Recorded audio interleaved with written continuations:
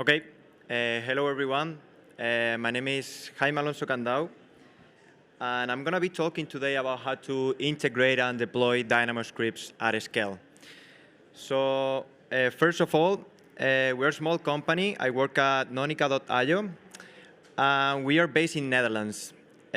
We basically are architects, and we are solving today the issues we found in the past. So we work with other companies, enabling them to automate, basically integrate their Dynamo scripts and deploy them at scale. So we develop software solutions, and we also implement automation strategies for them. So before going into the details of the presentation, I wanted to give a very brief introduction of what Dynamo is, if there is somebody that have never heard of it. So Dynamo is basically a no-code programming interface that is built in Revit and Civil 3D. So it basically, when we started using it, we use it to bring data from to Revit. So we pull data from Excel, for example, to Revit, or we use it also to bring Python into Revit, or to bring, for example, classes from Navisworks. So, but the great thing about Dynamo is that you can actually create your own graphs very simple. You don't need to be a software engineer to create an algorithm. And in the corner, it's not really visible, but yeah, there is a small graph with it for this presentation. And it's basically you just need to drag and drop a few nodes and interconnect them to create the graph. So from there, Dynamo is very, very flexible, and it can be used for many different purposes. In this slide, we can see some of the most interesting examples. But given the short time, we're not going to get into the details of all of them. So we're just going to focus in one of them, the 4D simulation one. For that, we use a project in the south of Spain. It's the refurbishment project of a public market hall. And it was designed by Acrono Architecture. So basically, the purpose, we wanted to store all the scheduling information in Revit, so we can later use that for material delivery, to control material delivery, but also to carry out cash flow analysis. But we also wanted to have a 4D simulation, and bringing all that information into Navisworks was bringing us problem and isolating that data.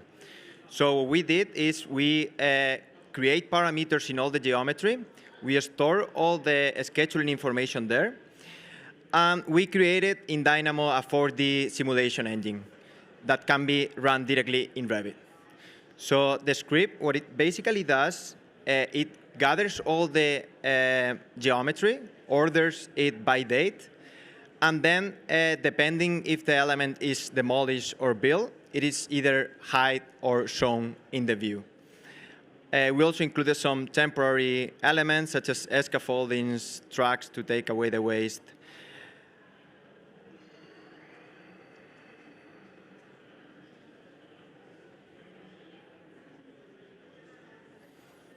And this is basically the Dynamo graph we use. Probably the most interesting part of it is the Dynamo package. All the credits to Daniel Woodcote, who developed this package. Basically, this package enables us to run a Dynamo script periodically. So you can run animations within Dynamo and Revit thanks to this package. And then moving on, we wanted to now focus on how to integrate and deploy those Dynamo scripts in large organizations. So we found there was a need in large organizations to simplify the setup process of Dynamo scripts, but also to make them more accessible when they were shared with the average Revit users. So for that purpose, we developed Nonica Tab Pro, which is a Revit plugin. It all started as a framework of 12 empty bottoms that can be literally customized in 2 clicks. So you can use the bottoms to set up your own scripts and have them just like any other Revit bottom integrated. So as soon as you click on the setup icon, you can just select whichever icon you want for the bottom. But also you can change the name and description of the bottom to explain what the script actually does.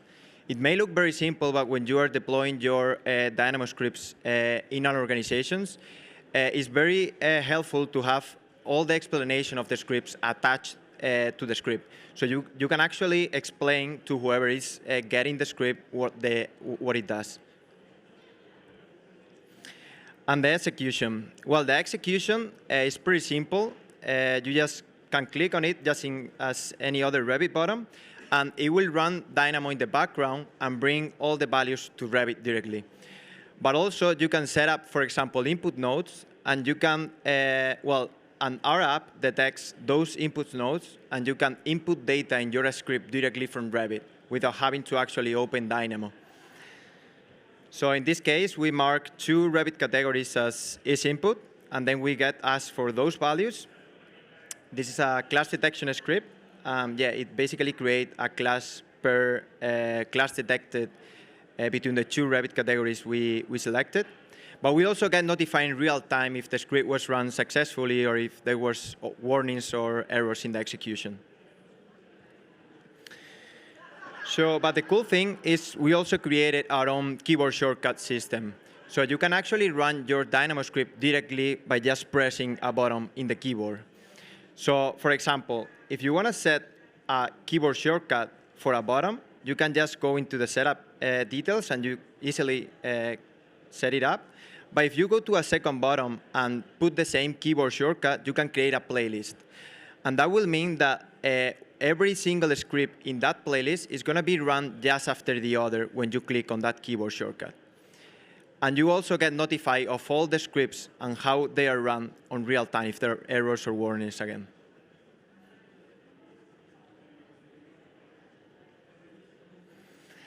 And then we have the scheduler. The scheduler basically enables you to schedule the execution of Dynamo scripts by time or by action. So for example, you can tell Nonica tab to run your Dynamo script every 60 minutes or every 30 minutes. Or you can also tell Nonica tab to execute a script every time a Revit file is open, every time a Revit file is saved, printed, or you load a family. This is very helpful because when you are deploying automation in large teams, you may want to, for example, carry out quality checks in your model.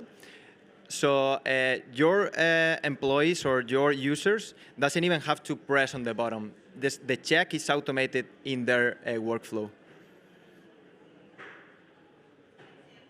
Then we have 3 groups of script. We have been looking at 12 bottoms all the time, but we bring 3 profiles that can be easily switched at runtime, and it enables you to actually have up to 36 Dynamo scripts. And from there, we have the export feature.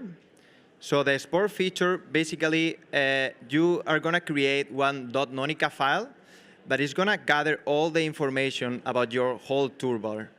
The 36 bottoms you have is going to be gathered with all the names, description, scheduling information, shortcuts, but also every single Dynamo script is going to be included in that file. So you can share that with whoever you want.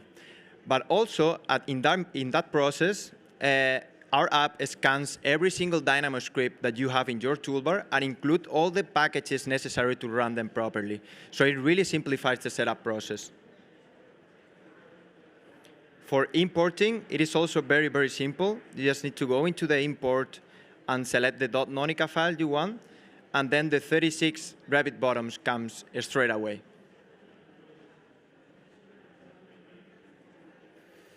Finally, we have the Connect. The Connect basically was designed with the purpose of enabling large companies to push changes from an admin into large number of users. For example, if you have like hundreds of computers that have the same toolbar, you may want to push a change in all those toolbars, but you don't want to be importing toolbar all the time. So instead, you could push those changes from an admin computer in 2 clicks in all those hundreds of computers.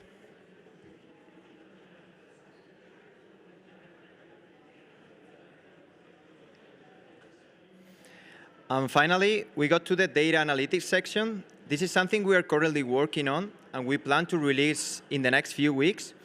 So every time you execute a Dynamo script in your toolbar, all that information, all the execution information of that execution is going to be gathered into a file in your computer or in your company server. So that's going to later enable you to take very specific action in your automation strategies to iterate and improve over it. For example, if you have like certain Dynamo scripts that are not used, you may need to replace them because they are not useful at all.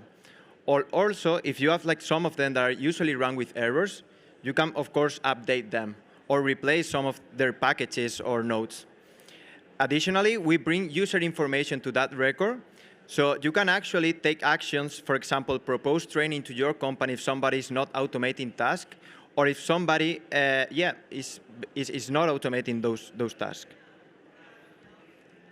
And that is basically the end of the presentation. I hope you enjoyed. Thank you very much, and if you have any question, I will be around. Thank you.